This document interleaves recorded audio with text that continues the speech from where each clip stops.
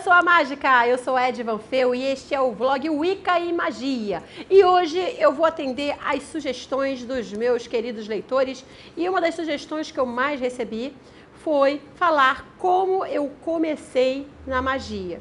Então nós vamos falar um pouquinho sobre, pelo menos, o meu começo. Quem sabe você se identifica, você encontra aí um eco na sua própria história, tá bom? Bom, tudo começou quando, por volta de 5000 a.C., eu estava na Babilônia pensando em ir para a Biblioteca de Alexandria. Não, eu acho que não é isso que você quer saber. Peraí, vamos lá. Vamos falar sobre esta vida. Na verdade, gente, eu vou tirar aqui meu chapeuzinho, porque ele estoura a luz e dá calor. Mas na verdade, gente, o que acontece?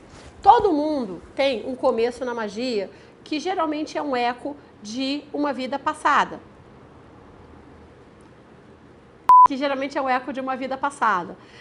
Então, tudo que você gosta, tudo que você odeia, tudo que você tem muita intimidade agora, com certeza começou lá atrás, em algum momento, numa vida passada sua. Eu comecei com a magia, na verdade, a partir do momento em que eu ouvia vozes. Então, eu ouvia vozes... Desculpa, eu tô propensa a espirrar, Paulo José.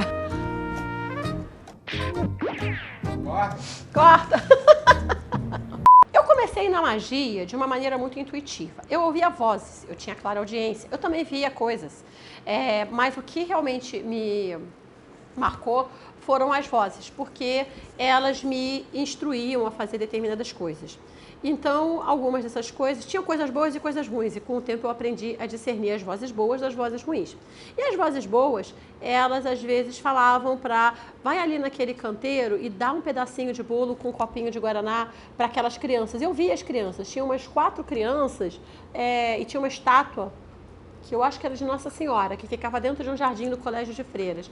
E essas 4 crianças que eu via, elas pareciam querubins, elas pareciam crianças fofinhas, não pareciam crianças como eu, elas pareciam quase representações pré-rafaelitas de querubins. Mas assim, eu ia, fazia, e eu me sentia muito bem, eu conversava com elas, eu sentia que elas ficavam felizes. Então era bem legal, assim, foi meu começo. Se eu fosse dizer que o começo foi aí, esse foi o meu começo intuitivo. Foi o começo onde eu aprendi a discernir as vozes e a ouvir mais aquelas, óbvio, que eram boas conselheiras.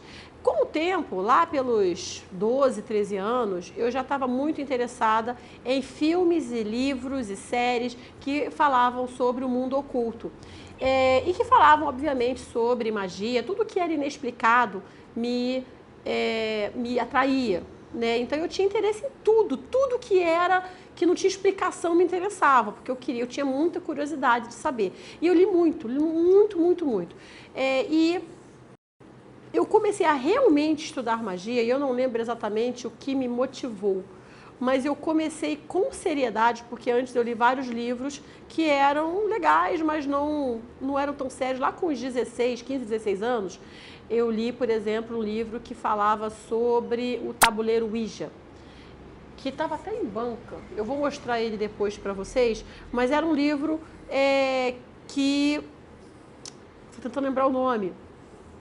E comecei a ter as minhas experiências com o tabuleiro Ouija, comecei a ser um pouco mais frequente nessa parte de magia, de ritual, de espiritualidade, até que eu encontrei um livro, já tinha meus 18 anos já, na faculdade, que era uma biblioteca perto que era esse aqui, e ele mudou a minha vida, tá?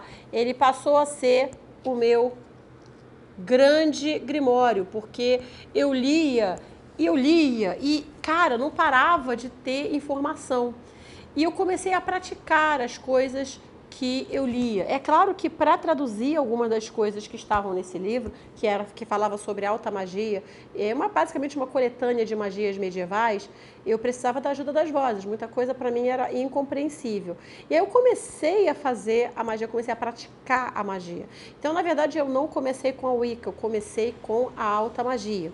E aí, daí em diante foi ler tudo o que eu podia sobre o tema. Então foi ler a história da Helena P. Blavatsky, foi ler sobre o Eliphas Levi, o Dogma e Ritual de Alta Magia, foi ler a vida de Papos, foi ler a vida de Guaita. Então eu comecei a estudar a vida dessas pessoas, a ler avidamente, e comecei também a estudar e ler vários outros livros sobre magia, sempre dando um tempo para a prática. Porque se você só lê, você é um ocultista. Se você pratica, né, além de ler, além de estudar, aí sim você é um mago ou um bruxo. Muita gente fala comigo sobre essa coisa de, não, mas eu tenho uma super intuição, então eu não preciso estudar. Gente, precisa. Eu tinha clareaudiência, eu precisava estudar.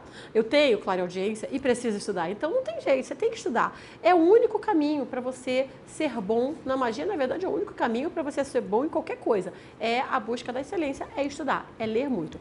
Até hoje eu leio esse livro. É impressionante, porque sempre tem algum trechinho, sempre tem alguma coisa que escapou ou que hoje tem uma nova interpretação para mim. Porque conforme você vai estudando outras coisas, elas vão se somando ao que você já aprendia antes. É muito bacana. O caminho da magia, para mim, foi assim. É um caminho, para mim, muito rico, muito amplo e que jamais deve ser limitado por qualquer tradição, qualquer dogma. Se você tem curiosidade, vá estudar, vá aprender, vá saber um pouco mais, se livra dos preconceitos e segue uma vida aí cheia de conhecimentos, cheia de magia, ok? Esse foi o vlog Wiki Magia, espero que tenha te ajudado. Se você gostou, dá o seu curtir, se inscreve no canal e dá uma compartilhada aí no vídeo. E se você quiser saber mais coisas aqui nessa parte de magia, é só deixar o seu comentário aí no YouTube, tá bom? Eu tô adotando os comentários e pretendo atender a todos. Um super beijo, eu sou a Ed Van Fel e a gente se encontra no próximo vlog. Beijo!